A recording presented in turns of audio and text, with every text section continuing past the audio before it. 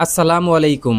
বন্ধুরা, নিশ্চয়ই আপনারা অবগত আছেন ন্যাটোতে যোগদান করার বিষয়টিকে কেন্দ্র করে রাশিয়া তার নিরাপত্তা হুমকি মোকাবেলায় 2022 সালের 24শে ফেব্রুয়ারি রাশিয়ান সেনাবাহিনী ইউক্রেনের উপর সশস্ত্র হামলা পরিচালনা করে। তবে ইউক্রেন রাশিয়া যুদ্ধের দীর্ঘ 3.5 বছর অতিবাহিত হওয়ার পরেও ইউক্রেন চূড়ান্তভাবে ন্যাটো সদস্যপদ পায়নি, যে বিষয়টিকে কেন্দ্র করে আন্তর্জাতিক বহু বিশ্লেষক ইতিমধ্যেই নিশ্চিত করেছেন যুক্তরাষ্ট্র এবং ইউরোপীয় মিত্রদের চূড়ান্ত প্রতারণার শিকার হয়েছে ইউক্রেন। কেননা যুক্তরাষ্ট্র এবং ইউরোপীয় মিত্রদের প্ররোচনায় ইউক্রেন রাশিয়ার বিরুদ্ধে সামরিক সংঘাত শুরু করে, যে সংঘাতে ইউক্রেনের এখনো অবধি বিপুল পরিমাণ অবকাঠামোগত ক্ষয়ক্ষতি হয়েছে এবং রাশিয়ার কাছে ইউক্রেন হারিয়েছে নিজেদের 1,20,000 স্কয়ার কিলোমিটার ভূমি। পাশাপাশি ইউক্রেন এবং রাশিয়া যুদ্ধে পশ্চিমা দেশগুলো, বিশেষ করে ইউরোপীয় দেশগুলো এবং যুক্তরাষ্ট্রের মতো দেশ, যারা কথিতভাবে ইউক্রেনের সবচাইতে বড় মিত্র এবং যুদ্ধকালীন পরিস্থিতিতে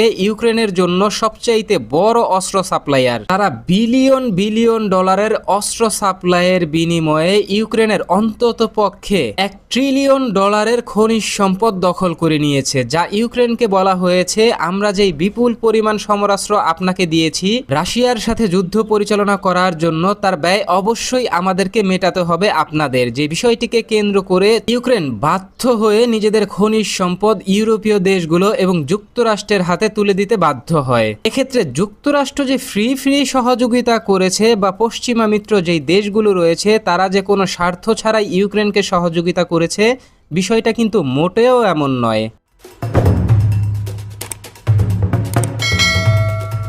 এখন দেখুন, দীর্ঘদিনের ইউক্রেন রাশিয়া সংঘাতের অবসান ঘটাতে যুক্তরাষ্ট্রের পক্ষ থেকে এবং ইউরোপীয় ইউনিয়নের পক্ষ থেকে সাম্প্রতিক দিনগুলোতে ব্যাপক প্রচেষ্টা চালানো হচ্ছে। যে বিষয়টিকে কেন্দ্র করে গতকাল জার্মানির রাজধানী বার্লিনে এক বিশেষ বৈঠক আয়োজন করা হয়, যেই বৈঠকের মাধ্যমে ইউক্রেন রাশিয়া সংঘাত বন্ধে কার্যকর পদক্ষেপ নেয়ার বিষয়টিকে কেন্দ্র করে রুদ্ধদ্বার আলোচনা করা হয়। এখন দেখুন, জার্মানির রাজধানী বার্লিনে যেই রুদ্ধদ্বার বৈঠক হয়েছে, এই বৈঠকে উপস্থিত ছিলেন যুক্তরাষ্ট্রের প্রেসিডেন্ট মিস্টার ডোনাল্ড ট্রাম্পের নিযুক্ত করা বিশ্বের জন্য বিশেষ শান্তির দূত মিস্টার স্টিভ উইটকফ। পাশাপাশি যুক্তরাষ্ট্রের পক্ষ থেকে এখানে আরও উপস্থিত ছিলেন যুক্তরাষ্ট্রের ডোনাল্ড ট্রাম্পের মেয়ের জামাতা মিস্টার জেরার্ড কুশনার এবং ইউরোপীয় ইউনিয়ন এবং ন্যাটো জোটের অত্যন্ত গুরুত্বপূর্ণ যেই সদস্য রাষ্ট্রগুলো রয়েছে তাদের রাষ্ট্রপ্রধানরা। এখন দেখুন, রুদ্ধদ্বার এই বৈঠক চলাকালীন সময় অন্তত পক্ষে 28টি পয়েন্টে ইউক্রেনকে বিভিন্নভাবে ছাড়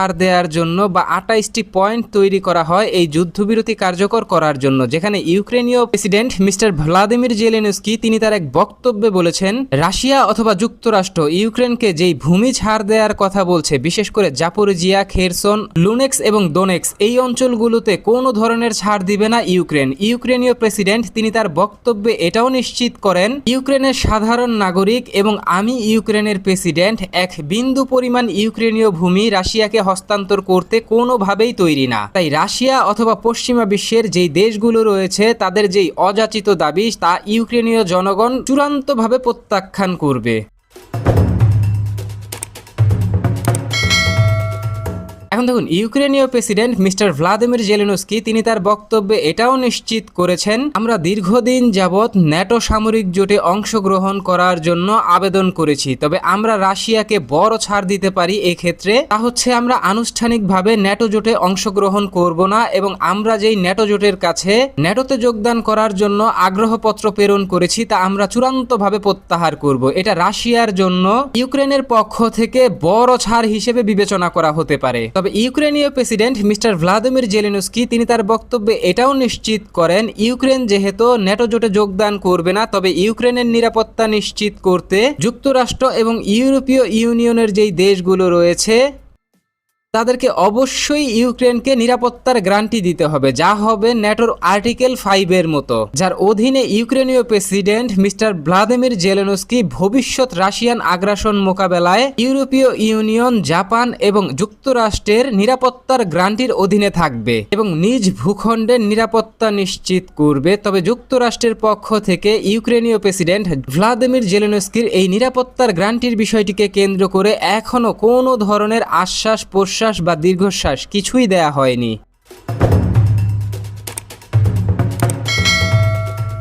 এখন দেখুন, ন্যাটো জোটের আর্টিকেল 5 এর মতো নিরাপত্তার গ্যারান্টি চাওয়া যুক্তরাষ্ট্র অথবা ইউরোপীয় ইউনিয়ন, জাপান বা কানাডার মতো দেশগুলোর কাছ থেকে ইউক্রেনের পক্ষে চাওয়াটা চূড়ান্তভাবে যৌক্তিক। তবে জার্মানির পররাষ্ট্রমন্ত্রী তিনি তার বক্তব্যে বলেন, সোভিয়েত ইউনিয়ন ভাঙন পরবর্তী সময় ইউক্রেন রাষ্ট্র যখন প্রতিষ্ঠিত হয় তখন ইউরোপীয় ইউনিয়ন এবং যুক্তরাষ্ট্র পাশাপাশি রাশিয়ার পক্ষ থেকে নিরাপত্তার গ্যারান্টি দেওয়া হয় ইউক্রেনকে। ইউক্রেনের অভ্যন্তরে রাশিয়া কখনোই হামলা পরিচালনা করবে না বা সামরিক হস্তক্ষেপ করবে না। ঠিক একইভাবে ইউরোপীয় ইউনিয়ন এবং যুক্তরাষ্ট্রের পক্ষ থেকে ইউক্রেনকে আশ্বস্ত করা হয়েছিল এবং নিরাপত্তার গ্যারান্টি দেওয়া হয়েছিল সম্ভাব্য আক্রমণ মোকাবেলায় বা রাশিয়ার হামলা মোকাবেলায় ইউক্রেনের পক্ষে দাঁড়াবে এবং ইউক্রেনের নিরাপত্তা নিশ্চিত করবে যুক্তরাষ্ট্র এবং ইউরোপীয় দেশগুলো, যার অধীনে ইউক্রেন কিন্তু 1994 সালে নিজেদের হাতে থাকা অন্ততপক্ষে 3000 পরমাণু অস্ত্র রাশিয়ার কাছে হস্তান্তর করে। তবে 2014 সালে যখন ক্রিমিয়া উপদ্বীপে রাশিয়া হামলা পরিচালনা করে এবং ক্রিমিয়া উপদ্বীপ দখল করে নেয়, তখন যুক্তরাষ্ট্র অথবা ইউরোপীয় মিত্ররা চূড়ান্তভাবে ইউক্রেনের নিরাপত্তা নিশ্চিত করতে ইউক্রেনের পাশে দাঁড়ায়নি। তাই ভবিষ্যতে এই আর্টিকেল 5 এর মতো নিরাপত্তা যেটা ইউক্রেন যুক্তরাষ্ট্র, ইউরোপীয় ইউনিয়ন এবং জাপানের কাছ থেকে চাইছে, তা যে ইউক্রেনের নিরাপত্তা নিশ্চিত করতে পারবে তা গ্রহণযোগ্য বলে বিবেচিত হয় না। তবে এখন দেখার বিষয় ইউক্রেনীয় প্রেসিডেন্ট মিস্টার ভ্লাদিমির জেলেনস্কি কী ধরনের পদক্ষেপ নেয়।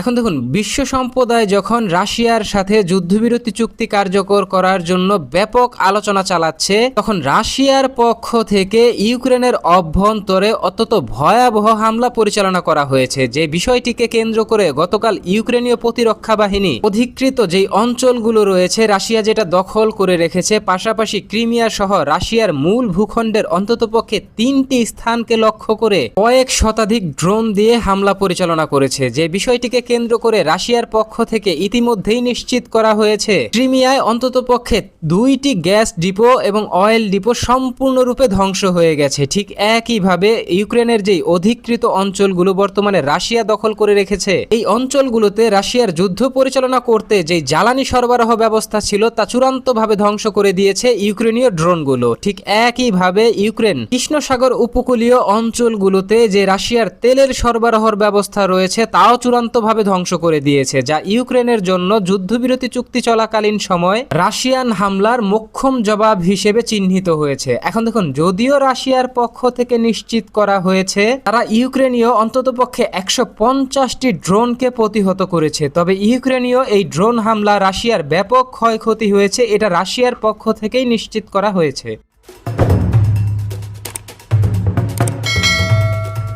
তো বন্ধুরা, ন্যাটোতে যোগদান করার জন্য রাশিয়ার সাথে সামরিক সংঘাতে জড়ানো ইউক্রেনের, তবে অবশেষে ইউক্রেনের পক্ষ থেকে ন্যাটো সদস্য পদের দাবি প্রত্যাহার করে নেয়া এবং যুক্তরাষ্ট্র এবং ইউরোপীয় ইউনিয়নের দেশগুলোর কাছে ন্যাটোর আর্টিকেল 5 এর মতো সুরক্ষা চাওয়া, যার অধীনে ইউক্রেন নিজেদের নিরাপত্তা নিশ্চিত করতে চাইছে, এ সম্পর্কে আপনি কি ভাবছেন? ঠিক একইভাবে ইউক্রেনের পক্ষ থেকে রাশিয়ার অভ্যন্তরে ভয়াবহ হামলা পরিচালনা করে রাশিয়ার বিপুল পরিমাণ ক্ষয়ক্ষতি করা, এ সম্পর্কে আপনি কি ভাবছেন? আপনার গুরুত্বপূর্ণ মতামতটি জানিয়ে দিন কমেন্ট বক্সে। আমাদের ভিডিওটি ভালো লাগলে আমাদের সমর্থন করতে ভিডিওটিতে লাইক, কমেন্ট, শেয়ার এবং চ্যানেলটিকে সাবস্ক্রাইব করে সঙ্গে থাকুন। ধন্যবাদ।